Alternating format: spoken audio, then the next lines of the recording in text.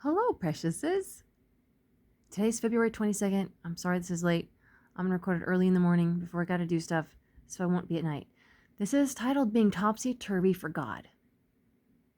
I must be careful not to be a topsy-turvy Christian. The world will make me that if I let it. I have to walk through life with God's corrective lenses. But this means training my eyes to see properly. The Jews of Thessalonica complained that Paul and Silas had, quote, turned the world upside down, unquote. See Acts 17:6. From whose standpoint?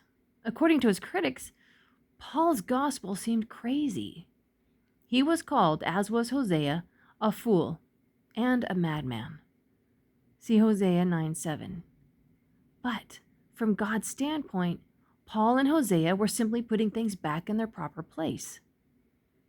I have noticed, Yahweh, when my faith grows weak and my love grows cold, how easy it is to rationalize my condition. I can see why Judas could convince himself to sell Jesus. How easy it is to support unbelief by logic. The worldly-minded Israelite had no difficulty finding Egypt rather pretty, and Assyria a land of charm. Demas could have found 100 reasons for forsaking Paul. If I choose to walk the world's way, I can easily manufacture reasons for doing so without any effort. Yahweh, help me to realize where, quote, right side up is, unquote.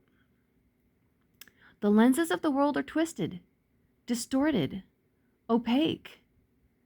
Teach my spiritual mind to re-see according to the new lens of the Holy Spirit. Let me not succumb to the world's be sensible, be reasonable, when I know what makes sense to the world is utter nonsense to you. Quote, the world through its wisdom knew not God, unquote.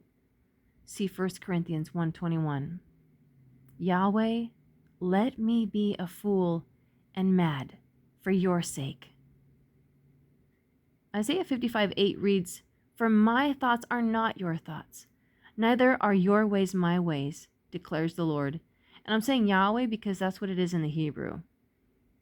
In the Hebrew, it's not the Lord, it's YHWH, Yod He Vav He.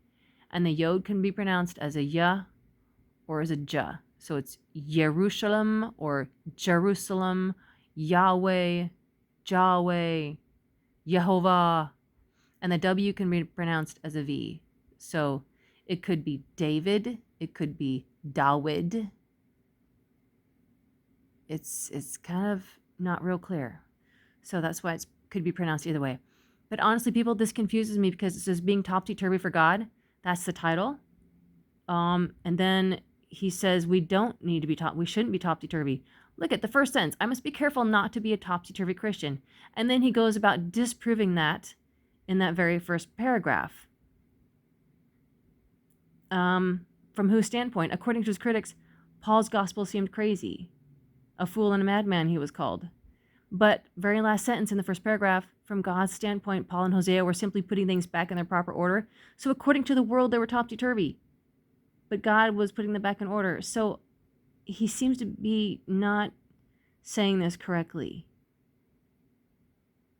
I think he's saying two things in here, to be topsy-turvy and to not be topsy-turvy. I think his first sentence is not to be topsy-turvy, but then he disproves it the rest of the way through, that our faith does seem topsy-turvy to the world.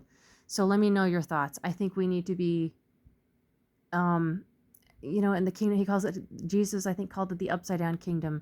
So we're going to seem topsy-turvy. Our faith is not sensical to the world, but that's what faith is.